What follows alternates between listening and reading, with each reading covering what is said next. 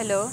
Behind me is an ongoing forum among civic groups representatives, the government, human rights advocates, and even representatives from the police and the military to discuss issues and concerns stemming from the martial law over Mindanao declared by President Rodrigo Duterte. Earlier, there was a Maranao youth leader who said there are reasons why Mindanaoans fear the martial law.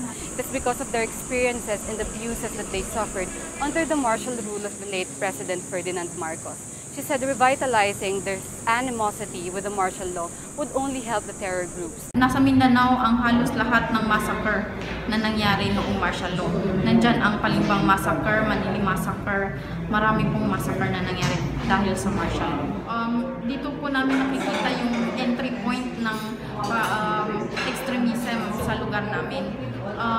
Parang ina-activate nila yung frustration, yung mga frustration, disappointment na dinadanas ng mga tao doon para makapag-recruit sila.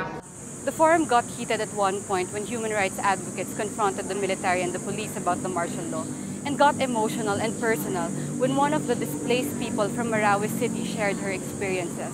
She called for the strengthening of policies to protect their rights as displaced people, and this is something that is supported by the military's Human Rights Office.